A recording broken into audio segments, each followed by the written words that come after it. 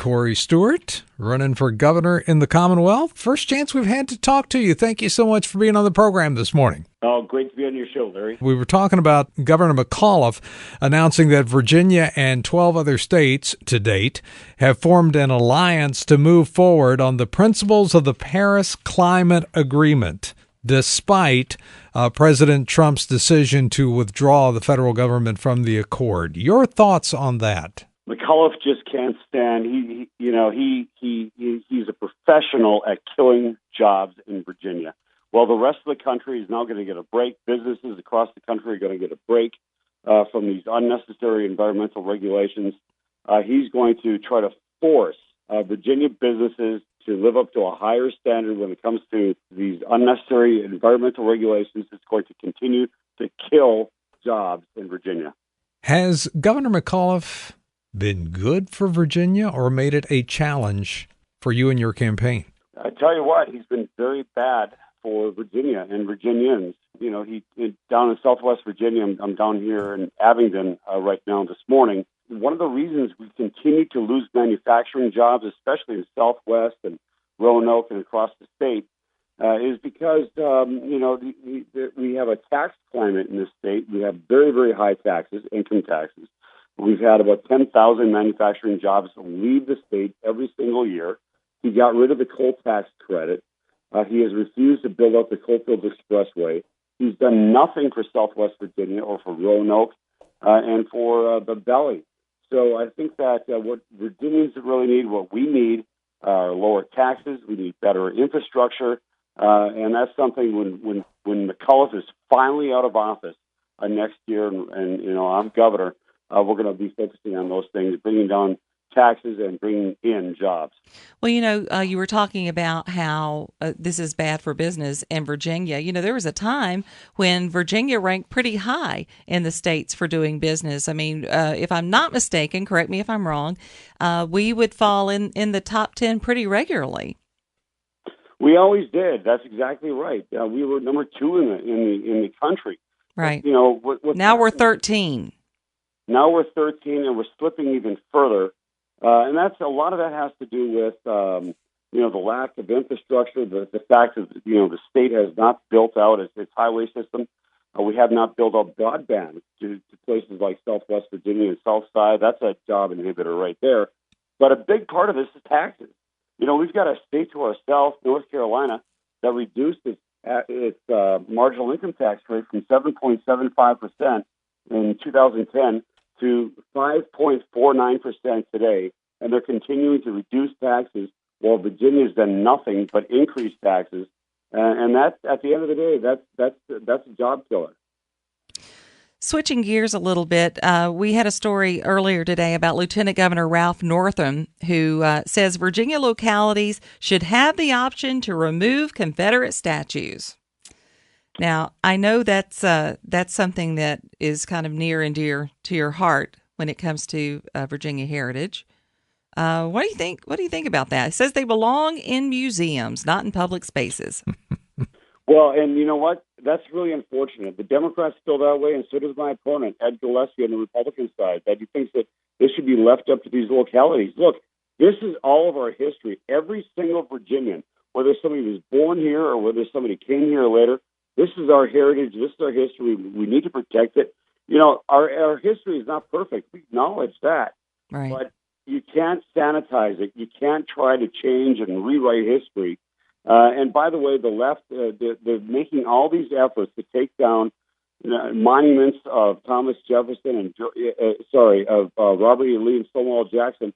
And they've already made it clear that after they're done with those who fought for the Confederacy, they're coming after the slaveholders. And, of course, that means Jefferson and Madison and Washington here in Virginia.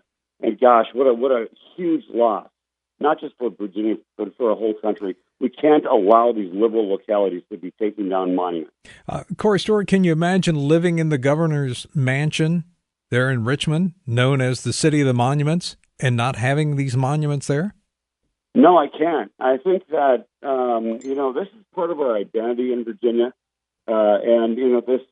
This woman who's running for lieutenant governor as a Democrat has pledged that if she's elected, she's going to be working with the Democrats to take down all these monuments, including Monument Row in Richmond, Mm-hmm. and it's going to spread. They're not done. They're working on the monument of Robert E. Lee in Charlottesville, but that's going to spread. We know it's going to spread throughout all of Virginia until we lose everything. And you wonder where it's going to end. I mean, if you're a descendant of a slave owner, then must you still be punished? I mean, it's going to be interesting to see. That's exactly right. You've got to ask yourself, why is the left taking all these efforts?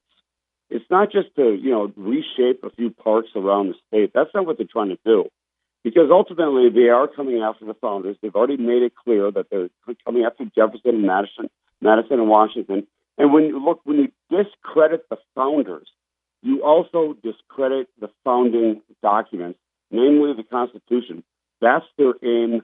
That's their end goal. We've talked a little bit about the travel ban or travel pause that President Trump wants to put into place. Obviously, our governor is not too hip on that. Fourth Circuit Court in Virginia, 10 judges in the majority were Democratic appointees, 3 Republican appointees dissented. What are your thoughts there? I mean, that's got to make you feel, wow, what is wrong with these guys? Yeah, I mean, it certainly does. I mean, look, the job of every level of government, but especially the federal government, is to protect our safety, protect our rights, protect our lives. And, President Trump's got that obligation. He understands it. He understands that, look, if we have to make sure that when people enter our country, they're not coming here to do us harm. And so these regulations, this temporary restriction on stopping people coming as refugees to the United States who are coming from these high-risk areas where you don't have any legitimate government in power that can find these people, these terrorists, these potential terrorists. This is just common sense. This restriction is not based on religion. It's not a bigoted regulation. It's just there. What President Trump is trying to do is keep us safe. What are your thoughts on the sanctuary cities, and we're now even hearing sanctuary states? Should we keep money away from them as far as funding goes? Well, we should do more than that. Yeah, absolutely. We should be defunding any sanctuary city, including the city of Richmond. LeVar Stoney up there has pledged that. He already said he's declared Richmond a sanctuary city. I would go much further than just defunding them. I would sign into law in Virginia the equivalent of what they did in Texas is called SB 4.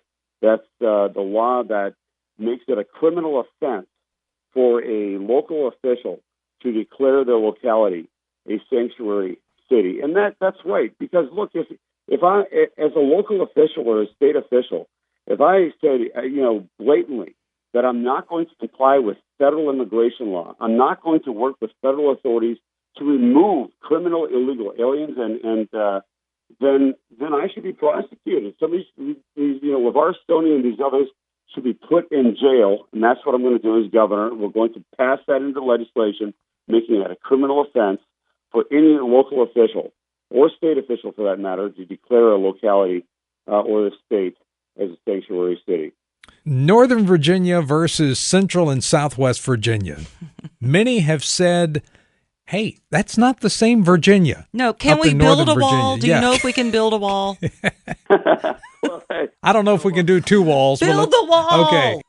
Look, I've been governing the second largest locality in the state, Prince William County, for 10 years. I'm countywide elected as the leader of the county.